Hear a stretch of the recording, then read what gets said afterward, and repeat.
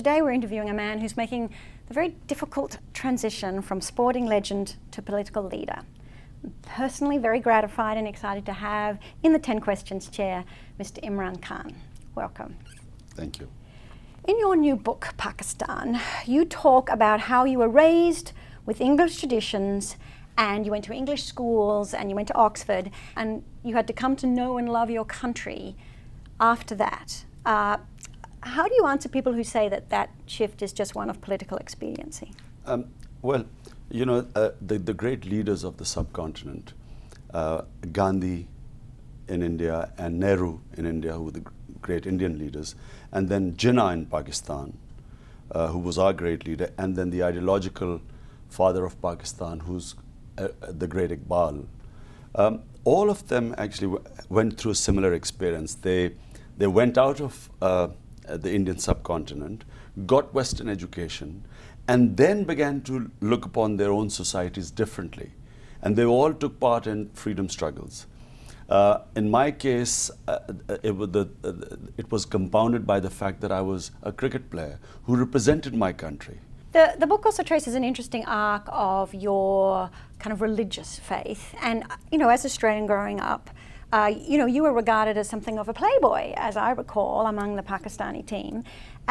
Your book seems to paint a different picture of yourself. Did you have some kind of an awakening, an epiphany, an experience that led to that?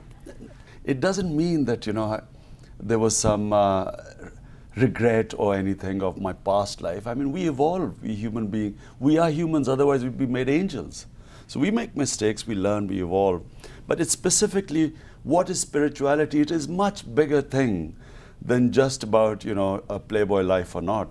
It is about a spiritual life is different to a material life, if they're two extremes, in that you have as a spiritual person, you have a responsibility to the society. You become selfless. There is a purpose to existence because you know that the two main questions are answered. What are you doing on this earth? And what will happen to you after you die? So only religion can answer that. You have a heroic status as a cricketer. There are very few sporting figures that have quite your resume.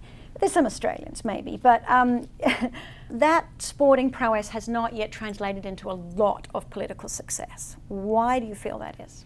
The reason I went into politics was not to just be successful as a politician and be in power. I want a change in Pakistan. We wanted to get rid of the system which is stopping the potential of the country going up. In other words, the whole idea was to fight the political mafias in Pakistan. The two main parties are basically, their interests are the same. They are mafias. They come into power, they plunder the country. Both the leaders of the two main parties have their wealth lying outside, billions of dollars lying outside, all unaccounted for. And then they come in and they have only two reasons. One is to make more money and other is to protect their looted wealth. So it was taking on the whole political lot. And it was always going to be difficult. But having said that, each month the lead grows between us and the number 2 party. Do you have confidence that cricket in Pakistan is clean at the moment? Well, let's put things in perspective. The patron of the cricket board is none other than Asif Zardari, known as you know all over the world as Mr. 10%. So you can't blame the poor cricketers if that's their role model.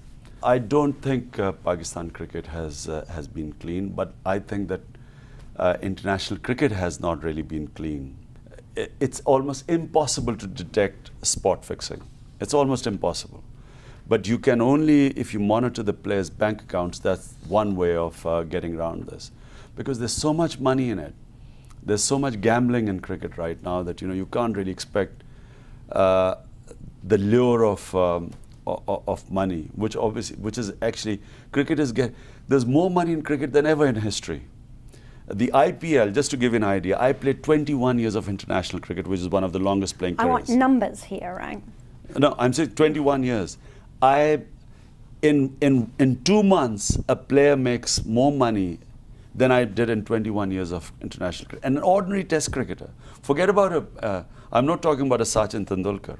So that's the sort of money there is in cricket. You write in the book how your wife Jemima found it difficult to live in Pakistan, and that contributed to the demise of your marriage, and you remain single. Is there going to be another Mrs. Imran Khan? I do not have time to give to marriage, because at the moment there's so much happening, and especially now, the party taking off. I just, right now my main goal are the elections, which will be sometimes next year. So what you're saying is you think you'll have a better chance of meeting women once you're elected? Like Nicolas Sarkozy. Is that right? Is that the model we're going for? Not really. Whatever my model, Sarkozy is not my model. Okay. Mr. Imran Khan, it's been such a pleasure. Thanks so much. Thank you.